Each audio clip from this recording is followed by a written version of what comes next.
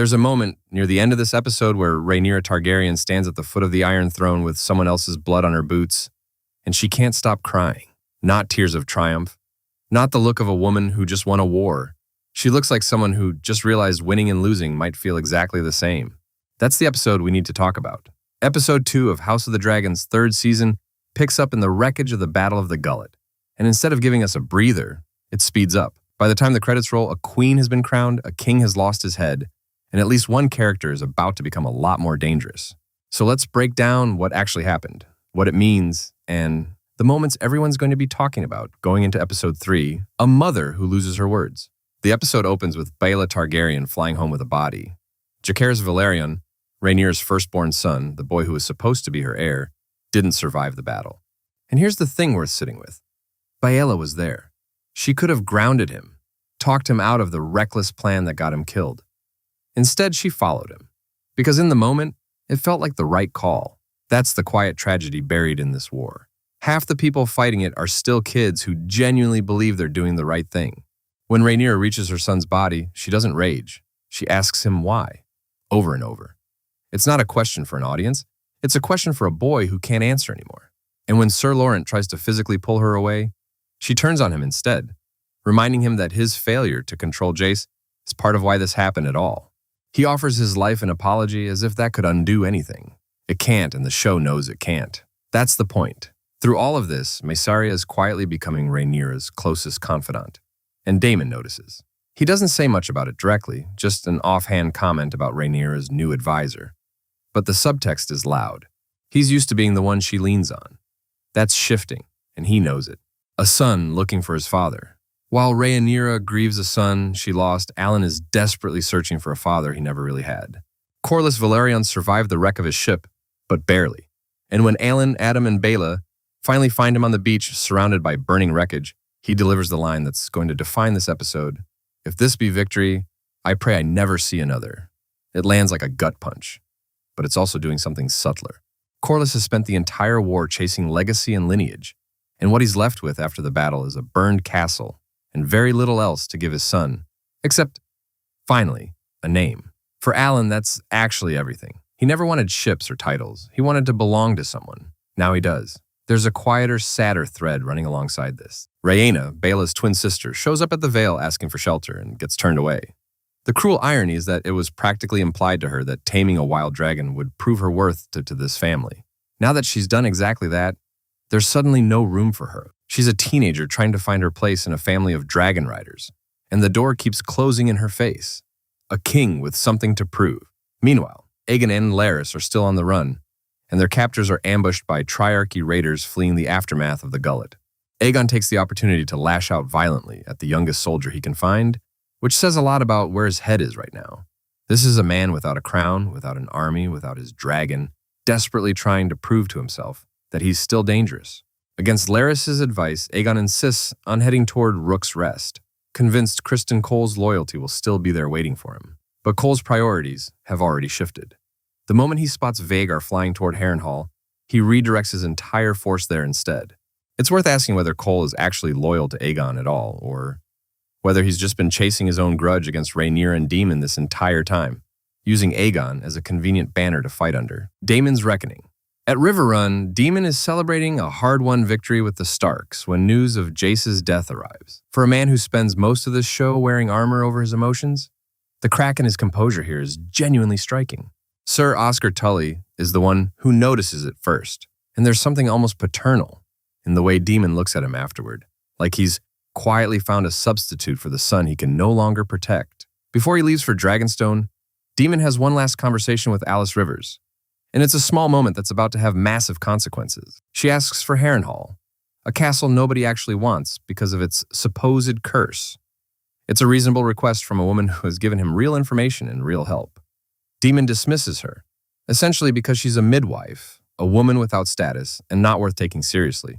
It's a small, almost throwaway scene, but it's going to come back around violently. When Daemon arrives at Harrenhal himself, he finds it stripped of its dragon riders. Ulf and Hugh have fled back to Dragonstone, leaving the castle completely undefended right as Aemond is closing in. Daemon's fury here isn't really about discipline. It's about realizing that everyone around him keeps making choices that put the people he loves in danger. Aemond's reckoning. This is where the episode turns genuinely brutal. Aemond arrives at Harrenhal on Vhagar, burning everything in his path before even touching the ground. Inside, he finds Sir Simon Strong calmly eating a meal with his sons, clearly hoping to talk his way out of violence, the same way he once managed with Daemon. But Aemond isn't Daemon. He doesn't bruise easily, but he's always trying to prove something, and that need for validation gets Simon and his sons killed. One of Simon's sons manages to land a blade in Aemond's side before dying, and it's in that moment of weakness, bleeding out on the floor, that Aemond meets Alice Rivers face to face for the first time. He begs her to help him, and she doesn't, or at least not in any way that looks like help. This is the question the episode leaves hanging. Is Alice actually a witch with some kind of dark power? Or is Aemond's wound simply more severe than anyone realized, and Alice is just choosing not to intervene? Either reading works, and honestly, that ambiguity might be the point. What we do know is that Daemon humiliated her hours earlier, denying her the one thing she asked for after everything she'd already given the Targaryens. Now Aemond, wounded and desperate, is at her mercy.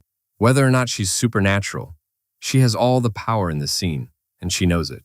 Alicent's quiet betrayal. Back in King's Landing, Alicent makes her move.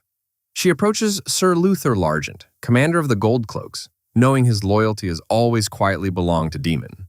It's a calculated risk, and it almost costs her everything when Sir Rickard Thorne reports her scheming to Lord Jasper Wilde, the Master of Laws. Wilde's response isn't to sound an alarm. It's to try to assault her, a chilling reminder of exactly how little power women hold in this world, even at the highest levels. She's only saved when Grandmaster Orwell arrives with guards. What follows is one of the episode's quietest, most human scenes. Alicent finds Helaena and tries to explain herself, to apologize in whatever broken way she still can. Helena's response isn't anger. She just says she always wanted chickens. It sounds almost absurdly small next to everything happening around them, but it's actually devastating. A reminder that Helaena never wanted any of this. Not the crown, not the politics, not the violence, just a quiet, simple life that was taken from her before it ever started.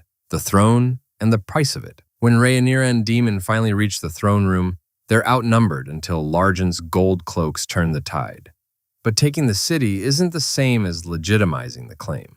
With Aegon nowhere to be found, someone has to be executed publicly to mark the transition of power. Orwell pledges loyalty immediately and offers up Jasper Wilde instead. And then comes the gift nobody saw coming. Otto Hightower, alive, has been held prisoner beneath the Red Keep this entire time. A final, twisted favor from Larys Strong. Daemon hands Rhaenyra his Valyrian steel sword and tells her the people need to see her do this herself.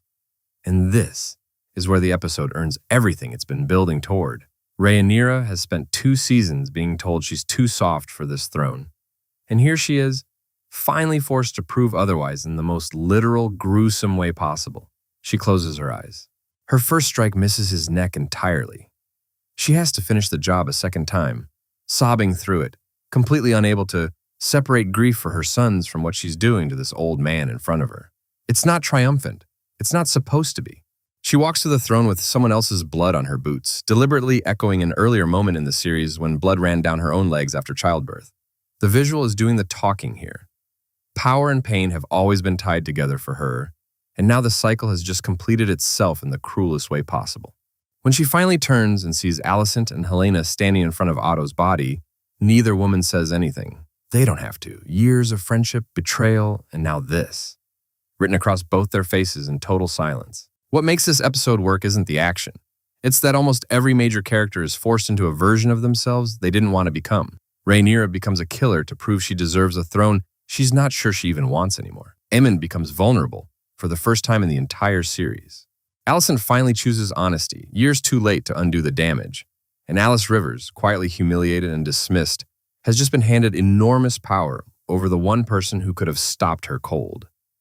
The war for the throne might technically be over. But based on the look on Rhaenyra's face as she sits down, holding that crown might be the harder fight. What do you think happens to Aemond next? Does Alice save him, or does she let the wound finish what Simon Strong's son started? Drop your theory below, and I'll see you in the next breakdown.